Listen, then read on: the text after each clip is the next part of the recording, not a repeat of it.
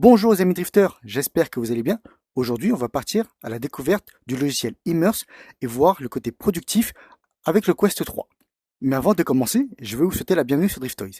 Mon nom est Riti, alias PP, et ici, on va découvrir toutes les façons de faire du drift de façon accessible et abordable, mais aussi découvrir des toys électroniques qui vous facilitent la vie au quotidien. Comme vous avez pu le voir dans mes dernières vidéos, je me suis procuré un Quest 3 et aujourd'hui, on va faire le tour d'horizon du logiciel Immerse. Si on regarde ici, donc Immerse en fait vous permet en fait d'augmenter votre productivité en ayant un espace avec plusieurs écrans, comme vous pouvez le voir. En fait, on est ici dans un environnement virtuel, donc dans un café. Ce qui est intéressant en fait avec Immerse, c'est que c'est une application gratuite qui vous permet d'avoir jusqu'à 3 écrans avec des résolutions standards et aussi des salons de coworking, puis plusieurs types de décors virtuels, mais aussi des photos 360. Et si on est avec la version Pro, vous voyez qu'elle est à 4,99 $ par mois, puis elle permet d'avoir un petit peu plus d'écran virtuel avec des résolutions un petit peu plus hautes et aussi peut-être des espaces de coworking privés. Je vais vous montrer ici en fait, on a une sorte de portail en fait que j'ai dessiné pour mon clavier, d'accord, et ma souris, d'accord. Donc comme ça, c'est vraiment facile pour moi de pouvoir taper. Je fais pas ça vraiment à l'aveugle et je vois vraiment où est mon clavier et mes doigts. D'accord, la même chose pour la souris. Puis on a aussi des portails, d'accord. Donc j'ai déjà configuré en avance. Donc si on y va ici, ouais. Donc là ici, c'est pour ma tasse de thé ou de café, d'accord, qui est facilement accessible. Et si je monte le portail numéro 2, ici vous voyez, c'est vraiment l'écran qui est répliqué en arrière. Donc si je déplace ça ici, vous voyez, si je bouge la souris, vous voyez qu'ici, on la voit là. C'est vraiment cet écran-là en fait que je réplique ici. Et les deux écrans, donc à gauche et en haut, sont des écrans virtuels, d'accord. Mais vous avez aussi la possibilité, si vous êtes un petit peu claustro, d'utiliser finalement des photos. Donc si on va dans le menu ici, je vais vous montrer. Et là on peut changer ici, pour ça par exemple, d'accord. Et vous voyez, ici je suis dans l'espace. Si j'amène le menu ici, on peut masquer ici, et vous voyez un petit peu ce que ça donne, d'accord, toujours avec le portail, donc le pass-through sélectif, si on préfère. Puis si je peux changer d'environnement, on peut ici aller dans un chalet. Ah, lui il est payant. Vous voyez ici, si vous regardez, au-dessus de menu, c'est marqué que moi j'ai 343 crédits. Donc si je voulais, je pouvais soit payer 2,29 $ ou alors échanger mes 200 crédits pour pouvoir avoir cet espace. Mais on a aussi la possibilité ici de mettre des photos 360. Donc par exemple ici j'avais mis la plage, vous voyez, puis toujours de la même façon. Ici je suis capable d'afficher mes écrans et de travailler comme si j'étais à la plage. D'accord. Donc si on retourne ici, on peut aller aussi ici dans un environnement un petit peu plus de campagne. D'accord. La même chose. On peut masquer. Et il y a même aussi, si je vais dans les menus ici, être capable au niveau du son de mettre une petite musique d'ambiance. On va faire ça comme ça. Ah oui, je sais pas si vous entendez. Petite musique d'ascenseur. Ça fait vraiment espace. Si on va dans le café, j'imagine que ça va être une autre musique d'ambiance. Ouais, plus jazz, plus ascenseur. Puis on est capable aussi, vous voyez, si je veux les options aussi, je peux aussi me déplacer. D'accord, je peux choisir où je veux aller. Alors, on va dire qu'on va aller par là-bas. Allez. Bon, le tracking avec les mains n'est pas forcément précis en tout cas, mais ça dépanne quand ça veut bien fonctionner. Ah, voilà. Vous voyez, il m'a affiché automatiquement les écrans, mais si je veux, je peux changer. Automatiquement, il me masque pour me montrer où est-ce que je vais aller. Et voilà. Vous voyez, c'est vraiment extra. On personnalise vraiment l'endroit où on veut travailler, le lieu en fait dans l'environnement. C'est vraiment génial. C'est quoi le rapport en fait un casque de réalité virtuelle avec le drift? C'est parce que moi en fait à la base je voulais monter un petit setup de drift, vous voyez, avec un siège auto, un volant et des pédaliers, et plutôt que d'avoir plusieurs écrans, surtout qu'avec le drift vous voyez, vous devez un petit peu regarder à gauche, à droite, ben, je me suis dit qu'avec un casque de réalité virtuelle, vous voyez, en moins de place, et en plus vous êtes capable de regarder un petit peu partout, vous voyez, je suis capable de balayer la tête comme ça. Puis pour montrer un petit peu à quoi ça donne, ce que ça donne, vous voyez, on a cette vidéo là. Donc, vous voyez l'écran qui est en haut, ici, c'est vraiment ce que lui voit à l'intérieur. Donc c'est lui qui bouge la tête, vous voyez, il est capable de voir la voiture en arrière qui est en train de le chasser, de le suivre. C'est vraiment génial. Dans mes investissements, j'aime bien en fait maximiser l'utilisation. Et avec le Quest 2, j'ai essayé et ça fonctionne pas vraiment. Pourquoi? À cause de la qualité des lentilles. Le Quest 2 utilise des lentilles Fresnel et la partie la plus claire se trouve vraiment au centre de la lentille. Donc si vous balayez vos yeux sans bouger la tête, c'est pas vraiment très clair et au niveau de la lecture, c'est vraiment nul. Honnêtement, je serais même pas capable de lire ici immerse.com mode ou ici Drift Toys, ce serait vraiment illisible. Alors qu'avec le Quest 3, vu qu'ils utilisent des lentilles pancake qui sont beaucoup mieux, c'est vraiment clair et la résolution est un petit peu plus haute aussi par rapport au Quest 2, mais pour moi je trouve que la grosse différence c'est vraiment ces lentilles pancake qui font en sorte que maintenant le travail, la productivité en réalité virtuelle est vraiment possible et vraiment accessible. Et pour ceux qui ne connaissent pas les casques Quest, je vous montre ici un petit peu rapidement sur le site de Meta. Donc ici on a le Quest 2, vous voyez en fait donc qui est un casque ce qu'on appelle standalone, donc qui est indépendant, d'accord, donc c'est capable de pouvoir jouer, faire beaucoup d'activités en fait juste avec le casque sur la tête et les manettes qui sont connectées sans fil, d'accord. Vous pouvez aussi projeter ce que vous voyez sur un écran pour que les autres puissent aussi voir ce que vous êtes en train de voir. Et en fait avec ce que je vous disais, donc ça c'est le Quest 2 qui est ici, d'accord. Et il est sorti il y a quelques jours en fait le Quest 3, donc l'évolution du Quest 2 donc, qui est vraiment beaucoup plus compact, même s'ils font le même poids, à peu près 500 grammes. Le fait qu'il soit compact, on reçoit moins le poids, même si dans les faits ils ont vraiment le même poids les deux. Puis au niveau des manettes, c'est vraiment beaucoup plus léger, puis vous n'avez pas cet anneau de tracking autour. Vous voyez ici le blanc là, c'est ces anneaux qui peuvent déranger des fois quand vous jouez. Vous pouvez cogner vos mains, puis ça peut cogner ensemble. Alors qu'avec les manettes finalement du Quest 3, vous avez beaucoup plus de liberté finalement parce qu'il y a moins de choses qui peuvent vous déranger. Et pourquoi le Quest par rapport aux autres casques VR? Donc on a ici par exemple le casque PlayStation VR 2. En fait, lui c'est un casque déjà qui n'est pas indépendant, d'accord, il coûte quasiment le même prix que le Quest 3 ou le Quest 2, entre les deux je vous dirais, mais lui en fait il vous faut la PlayStation, donc lui c'est vraiment pas un casque indépendant, c'est-à-dire que si vous n'avez pas de PlayStation 5, impossible de l'utiliser. Donc c'est vraiment un casque filaire, il faut le brancher. Vous avez aussi ça qui peut déranger. Et les autres casques, donc ce qu'on appelle les casques PCVR, donc ça c'est un ancien modèle, je ne connais pas exactement, je pense que c'est le HTC Vive, si je dis pas de bêtises. Donc vous voyez, il y avait beaucoup de capteurs, mais ça c'est vraiment les anciens modèles qui n'étaient pas trop, où la technologie ne pouvait pas tenir dans un casque en tant que tel, contrairement au Quest. Mais les casques de nos jours, il me semble qu'ils ont plus besoin de ces capteurs-là. Ils ont juste les manettes, le casque en tant que tel. Et par contre, ils ont des fils, mais peut-être pas tous. Je pense que les nouveaux peuvent aussi fonctionner sans fil. Alors l'avantage des modèles Quest, donc je vais vous montrer ici le line-up. Donc ici on avait le Quest 1. Ici le Quest 2 que j'ai aussi, et le Quest 3 que je viens tout juste de me procurer. Donc l'avantage des Quest en fait, c'est qu'à la base avec le Quest 1, on était seulement capable de jouer en standalone, d'accord. Donc on ne pouvait pas du tout le connecter au PC. Puis après ils ont développé cette fonctionnalité là, et vous êtes maintenant capable de pouvoir le brancher au PC, donc avec un câble ou alors sans fil. Donc ce qui est vraiment un gros avantage. Donc vous voyez actuellement, je ne suis pas du tout branché à mon ordinateur. D'accord, c'est vraiment une connexion sans fil, ça passe par le Wi-Fi, puis j'ai pas vraiment de latence, en tout cas moi je ressens pas la latence. Après c'est sûr que le but de cette vidéo est pas de parler gaming PC VR, mais vraiment de parler de productivité, mais en regardant des vidéos YouTube par exemple, je ressens pas de décalage entre le son et l'image. Donc moi je trouve que c'est vraiment très fonctionnel, c'est très pratique, et au niveau du setup, vous avez juste à prendre votre casque, le mettre, faire votre setup et c'est parti quoi, vous êtes capable de travailler, c'est génial quoi. Vous êtes aussi capable de regarder des vidéos sur YouTube, donc que ce soit des vidéos standards ou des vidéos à 360 degrés ou à 180 degrés en tournant la tête. Ça rend très très agréable, mais vous pouvez aussi voir des films si vous voulez. Des films qui sont par exemple que vous pouvez mettre ici avec l'application Big Screen pour faire comme si vous étiez en fait dans un ciné-parc finalement. Et aussi le gros avantage c'est que vu qu'en fait vous avez deux lentilles, vous pouvez voir des films en fait en 3D. Et c'est vraiment la meilleure façon, les casques VR, de voir des films en 3D personnellement. Vous êtes vraiment immergé à l'intérieur, c'est vraiment génial. Honnêtement, c'est une super application. Donc si on en retourne un petit peu à Immerse, vous voyez un petit peu ce qu'il vous propose, donc d'avoir un espace de travail privé, d'avoir plusieurs écrans, et le fait que ce soit portable. Vous avez même aussi accès à ce qu'on appelle un tableau.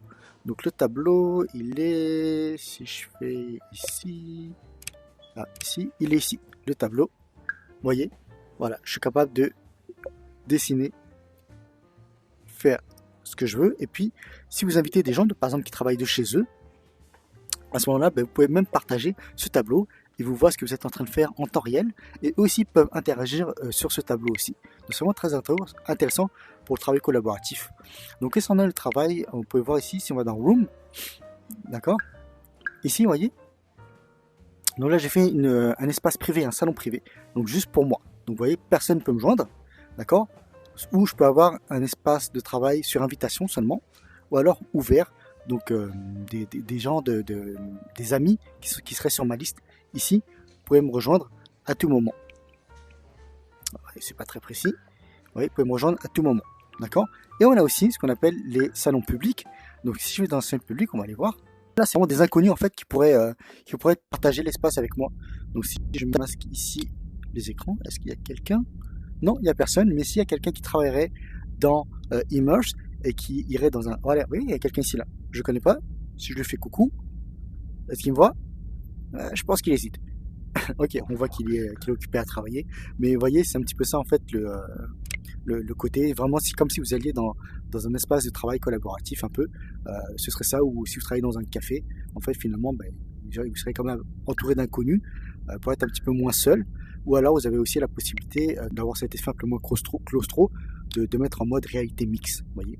Donc d'avoir votre environnement à vous, ou si alors vous avez peut-être votre conjoint avec vous, de pouvoir en fait voir ce que la personne fait, ou si elle vous parle, de voir, ou si vous avez un animal, de pouvoir le caresser, d'interagir avec lui. Donc ça qui est vraiment intéressant. Alors, concernant l'utilisation d'Immerse, vous voyez en fait que si je veux interagir avec le ciel, là en ce moment j'utilise en fait le tracking avec les mains. Vous interagissez en fait avec les écrans, ok, pour redimensionner les fenêtres. Vous voyez, vous mettez ici dans le coin, vous pincez, puis vous êtes capable de redimensionner. Si vous voulez la déplacer ici en haut, vous êtes capable ici. Et puis vous voyez en fait ici, l'écran est incurvé, donc vous avez l'option en fait de courber l'écran. Donc je peux même définir en fait l'intensité de courbure de l'écran.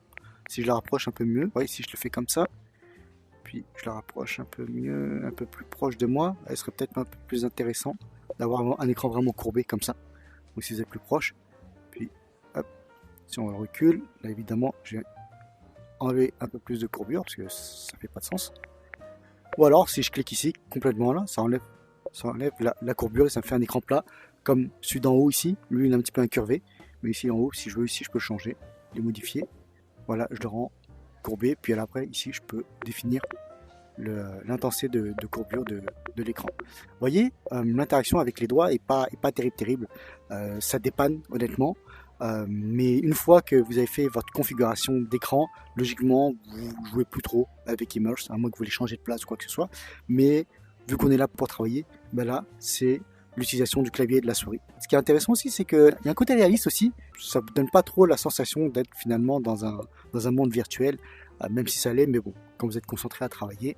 Alors, on est au menu. Donc là, c'était le menu rapide que je vous ai montré. Puis si on va voir un peu plus en profondeur, vous voyez, si vous avez mes crédits, vous avez l'heure, le pourcentage de la batterie. Donc sinon, je l'ai branché mais à la prise secteur pour le charger. Puis ça fait combien de temps en fait que je suis dans Immerse, dans l'application. Vous voyez, donc je vous ai montré ici comment changer d'environnement, de photos 360 et les différents types de salles.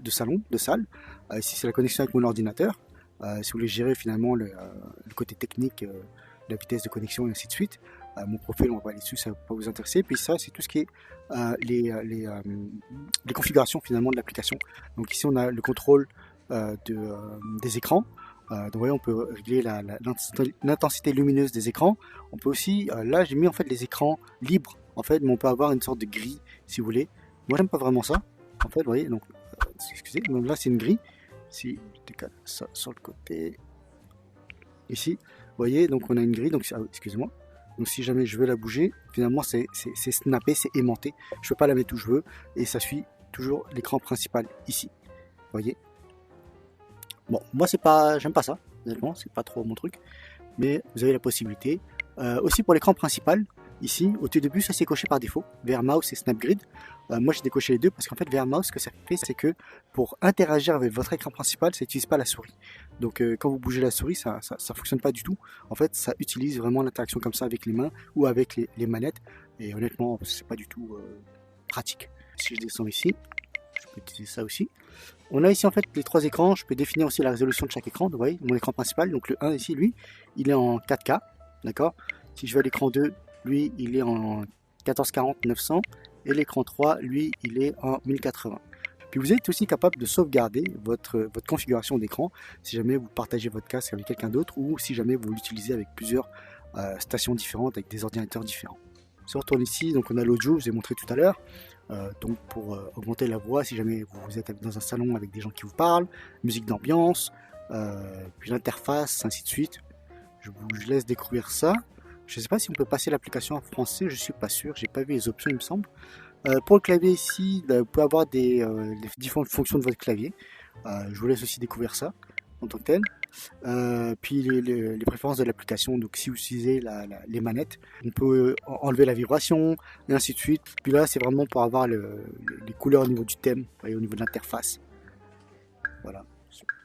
Donc c'est sympa, on a beaucoup d'options, ouais, c'est beaucoup plus précis avec la manette. Puis aussi les portails, ce que j'ai montré. Donc si on veut créer un portail ici, je suis capable de le déplacer, de le redimensionner aussi. Vous voyez, puis je peux aussi changer, si je vois aussi, la forme du portail. Donc si c'est un cube, ou un rectangle, ou une sphère. D'accord. Puis au niveau de la distance aussi. Vous pouvez avoir jusqu'à 5 portails. Vous voyez, donc lui, ça compte pas comme un portail. Lui, c'est vraiment par défaut, c'est au niveau du clavier ici. Je ne sais pas si je vous ai montré tout à l'heure comment faire pour définir le portail. Donc, si on va ici, vous voyez, on ne voit pas mon clavier. Donc, il faudrait que je devine où est-ce qu'il est, à moins que je travaille en réalité. Ça, il faudrait que je le deuxième. Je prends la deuxième manette pour pouvoir appuyer sur le bouton, j'imagine. Donc, si je travaille en réalité mixte, c'est pas un problème. Par contre, si je veux avoir mon environnement virtuel, ou mon photo 360, à ce moment là oui, il faut que je définisse un portail. Donc ici, donc si je peux faire redo, il va me mettre en réalité mix, vous voyez, puis je fais comme ça, j'appuie sur la gâchette et là je sais pas, ça marche pas terrible avec ah si, voilà, je fais comme ça et là je définis, ok, c'est tout ça que je veux voir, je lâche, il me propose est-ce que tu veux le refaire, allumer, je confirme et voilà, maintenant j'ai mon portail dédié à mon clavier qui lui va être en permanence ici. Donc voilà pour le menu. On a fait un petit tour assez rapide du menu. Donc maintenant, on va passer aux explications pourquoi finalement ce casque Quest 3 donne cet accès finalement à ce mode de productivité que moi personnellement je trouve que le Quest 2 ne permettait pas. En fait, c'est vraiment par rapport à la qualité des lentilles. En fait, donc ce qu'on appelle des lentilles pancake, donc qui sont des lentilles qui vous permettent en fait d'avoir une visibilité claire partout sur la lentille. Donc je suis capable de garder la tête fixe et de regarder partout où je veux et je vais toujours voir clair. Donc regardez ici sans bouger la tête, ça va être clair partout où est-ce que je vois ici, ça va rester clair. Alors qu'avec le Quest 2, la visibilité claire est seulement juste au centre ici. Et la qualité n'était pas terrible, la résolution était aussi un peu moins haute, ce qui fait que par exemple ici je n'étais pas capable de lire Immerse, vous voyez, bon là c'est à peine lisible, je devine aussi, mais en forçant un petit peu, peut-être 10 secondes, je suis capable de lire. Vous voyez, alors qu'avec le Quest 2, c'était vraiment impossible. Je pouvais juste lire ici Starter Mode, peut-être ici, mais pour le reste, après 5-10 minutes de travail, c'est vraiment impossible. J'avais envie de jeter le casque contre le mur, donc oublie ça quoi. Mais avec le Quest 3, ça donne un peu une versatilité au casque. Aussi, le fait que le Quest 3 soit plus compact, d'accord, un petit peu moins gros. À gauche, on a le Quest 2. Ici, on a le Quest 3. Vous voyez que le Quest 3 est beaucoup plus compact que le Quest 2. D'accord. Même s'ils font le même poids, à peu près 500 grammes, quand vous bougez la tête, vous avez moins d'inertie. D'accord. Donc le casque bouge moins, ce qui fait que finalement, on a la sensation qu'il est plus léger. Ou du moins qu'il n'est pas aussi lourd que le Quest 2. Donc tout ça, les lentilles pancake, la résolution qui est meilleure, la sensation de poids qui se ressent moins, fait en sorte que ce côté productivité est vraiment accessible. Après, il faut aussi nuancer, hein. La vision est vraiment très bien avec le Quest 3, mais tout ce qui est pass-through, si je vous montre ici, vous voyez le côté réalité mixte, donc finalement qui utilise les caméras, donc ce qu'on appelle le pass-through, c'est granuleux. Bon, oui, c'est le soir, mais même en pleine journée, quand c'est bien éclairé, ça reste quand même granuleux. Oui, ça dépanne, vous voyez, pour l'utilisation de votre téléphone, de votre cellulaire. Donc oui, ça dépanne, vous voyez. Vous êtes dans l'enregistrement, vous voyez que c'est beaucoup plus clair. Mais dans la réalité, c'est vraiment pas clair. Je vais me prendre un petit engradé de moi, ce que je vois vraiment. Vous voyez, bon, le IKEA, c'est lisible, mais là, trouver votre bonheur, c'est vraiment très difficile à lire. C'est vraiment pas évident. Donc, oui, c'est pratique pour dépanner, pour envoyer un petit message, dire, ah, je suis occupé ou quoi que ce soit. Mais si vous voulez commencer à partir d'une discussion, oubliez ça, quoi. Mais c'est beaucoup mieux que le Quest 2. Mais c'est vraiment pas ce que les youtubeurs vous font miroiter, vous dire que le pass-through, c'est vraiment révolutionnaire ou quoi que ce soit. Non, non. Ça dépanne. C'est pratique, c'est en couleur, c'est beaucoup mieux, mais c'est pas encore ça, quoi. C'est pas la panacée, quoi. Voilà les amis drifters, j'espère que vous avez aimé cette découverte de l'application Immerse avec le Quest 3. Je voulais vous proposer quelque chose d'intéressant que les autres youtubeurs ne vous présentent pas forcément. Une autre application finalement du casque. J'avais pris un Quest 2 et pour moi je voulais vraiment pouvoir augmenter ma productivité et maximiser finalement les fonctionnalités de mon casque, maximiser mon investissement. Et avec le Quest 3, c'est quelque chose de possible maintenant, d'avoir cet accès en fait au travail, à la productivité.